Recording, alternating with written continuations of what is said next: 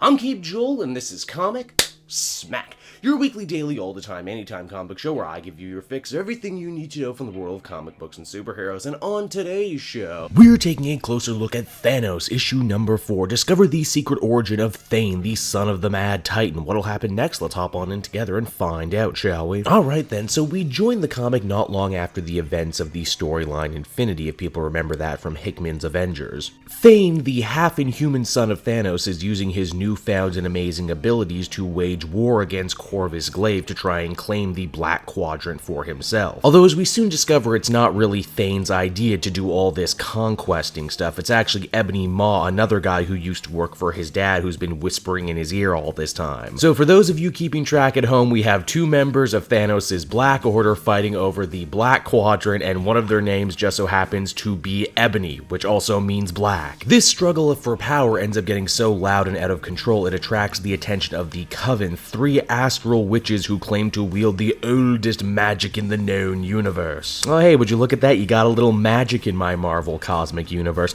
The three witches end up stripping Thane of all of his powers, and because of that, he ends up getting captured by Corvus Glaive. This setback would actually end up being a major watershed moment in the young man's life, as it's there in jail he would meet one champion of the universe. At first, the two didn't like each other, but eventually they bonded over their love of chocolate and formed a friendship. Glaive didn't like the idea of Thane making friends, and because of that, he threw him deeper into solitary confinement, where slowly but surely he began to absolutely lose his mind. But wouldn't you just know it, like his father before him, young Thane eventually ended up hearing the voice of one Lady Death, who reached out to him and promised him salvation in return for one thing, and that is he would kill his father. Which, I mean, you know, Thane was pretty much planning to do anyway, and now that a hot lady embodiment of the spirit of death in the universe is telling him to do it, well, that just gave him all the push he needed. However, proving that he's a lot better than his father, Thane actually goes back and rescues Champion of the Universe. It's from that point on the two men put together their great plan to finally bring down Thanos the Mad Titan once and for all. With their new accomplices, Star Fox and Nebula, they work out a plan that will allow them to sneak into the Black Quadrant and defeat Thanos while he's sick and helpless. To do this, though, they're going to need some information about a secret passage that is only held by a prisoner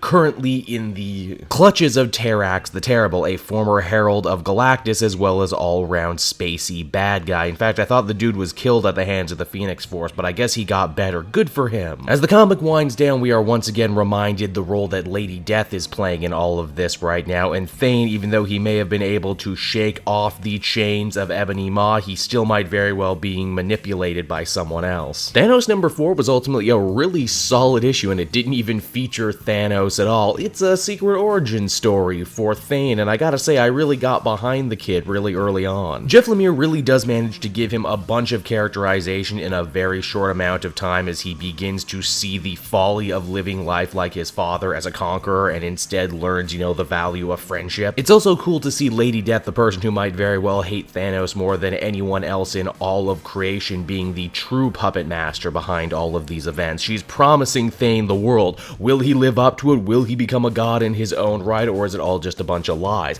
I don't know, but I know that I most definitely can't wait for the next issue to see where this goes. Overall, I would actually give this one a very strong 9 out of 10. If they keep this up, I could easily see Thane becoming a mainstay of the Marvel Cosmic Universe. Hey everyone, thanks so much for watching my newest video. I hope you enjoyed it, and while you're here, why not check out another video I have on offer, or maybe if you're feeling in a supportive mood, you want to like or subscribe. And if you want to support the creation of more videos just like this one, then please by all means check out the Cape Joel Patreon. A little bit goes a very long way, and I will see you all next time.